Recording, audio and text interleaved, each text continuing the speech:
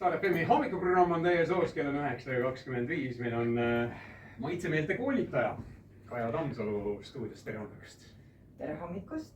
Väike eksperiment. Ja me oleme siin rääkinud erinevate maitsete kombinatsioonist ja mingid asjad omavahel võivad kokku anda hoopis kolmanda asja ja sa oled kaasa toonud ka selliseid erinevaid siis asju, mida siis võiks koos maitsta. Minu ees on praegu siin, sul ka vist Pille, on õun ja kurk ja sa ütled, et kui ma söön õuna ja kurki koos, siis peaks tulema midagi täitsa kolmandat välja. Jah, aga tuttav maitse.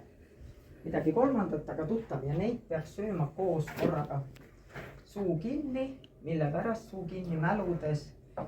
Kui sa mälud toitu, siis tegelikult seal tulevad lõhnamolekulid ja lõhnamolekulid lähevad ninna ja ninast omakorda aiu, mis annavad tegelikult nüüd selle maitse. Maitsemeeli saab arendada, kõiki meeli saab arendada, absoluutselt kõiki. Saad lõhnameelt arendada, saad maitsemeelt arendada, aga minu taust on siin see, et ma ikkagi 23 aastat töötasin ühes suures toiduainetööstuses ja just nimelt maitsestamise alal. Ehk siis kutsun kokku väga palju peakokkadega, kellega me siis maitsestasime toite.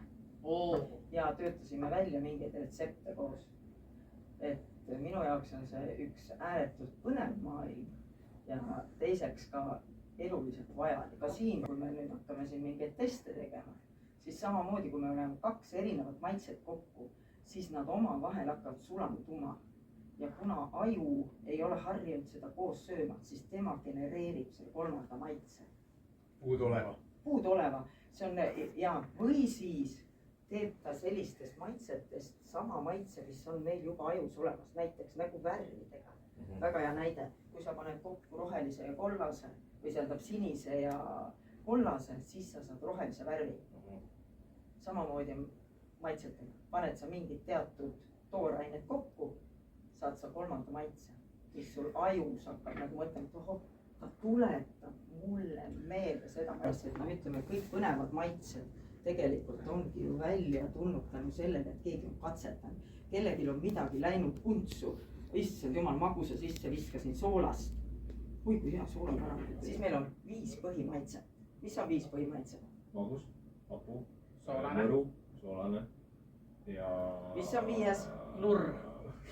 See on... Mage. Lurr. See on umami. See on see, mis on umami, mida tegelikult ei oska keegi seletada, mis see on. Umami on, tähendab jaapani keeles hõrk ja tegelikult on tema nagu looduslik maitse tugevdaja. Ja seda on tomatis, parmesanis, noorilehtedes, sardiinides. Et tegelikult seda on hästi paljudes toorainetes. Ja nüüd, kui sa ise mõtled selle peale, kui on tehtud mingi asi, kus on kasutatud palju kas parmesani või pandudki ketšupit või midagi, siis tema kohe avaldab meile seda, et ta tugevdab kõike maitseid. Miks nüüd süüaksegi ketšupit? Aga nüüd, kui me räägime sellest silmadega söömisest, ma olen väga nõus.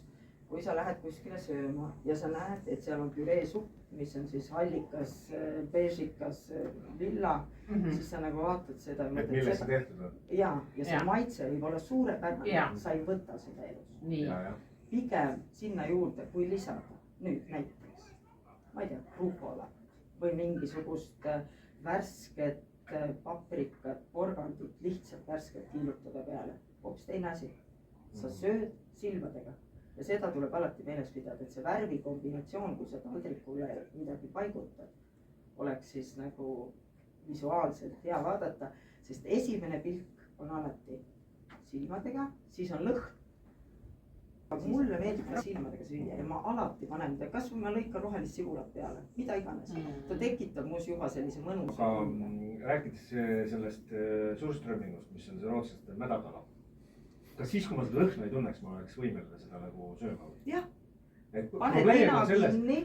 Okei, et probleem on selles, et kui see karbi avan tuleb see mäda mulle näkku, siis ma tegelikult ei taha seda. Absoluutselt, lõhn mõjutab kõige rohkem. Eks see võib olla tegelikult hea maitsega asi, aga lihtsalt ma ei taha seda, sest et see haiseb. Absoluutselt, väga õige. Väga õige järeldus. Aga teine asi on see, et meil on mingisugused asjad nagu öeldakse geneetiliselt ka. Näiteks üks ürt, koriander. Ei ole inimest, kes ütleb, et mulle maitseb ja maitse. Tavaliselt on nii ja või ei. mul on tutvusringkonnas inimesi, kes nad ei ole võimelised, isegi kui on väike tükikene koriandrit toidu sees, nad saavad sellest aru, võib-olla mina ei saa, aga nemad saavad. Ja miks, sest nad tunnevad seebi maitset konkreetselt, neil on geneetiliselt see sees. Aju on see, ajus siin geneetiliselt on neil selline. Kaja, väga põnev on sinuga rääkida. Ma saan aru, et kui inimesed tahavad tegelikult, nad saavad sinu juurde tulla küll. Ja, muidugi. Sa oled väga kütkestava nimega külas. Ja me leiame sellist läbi kütke. Ja kütke külas ja seal on üks tore kütkeruum, kuhu me siis kutsumegi inimesi kohtuma. Ehk siis seal me saame neile pakkuda igasuguseid põnevaid meelte avaldamise kogemusi. Kas see on siis käeline tegevus, keraamika? Muidugi, need keraamikatopsid on ka sinu enda tehtud, mis täna teed ja väga ilusad. Et kütkekeraamika või siis me tegeleme hoopis maitsemeelte maagiaga ehk räägimegi maitsestamisest, räägime üldse, kuidas me tajume maitseid.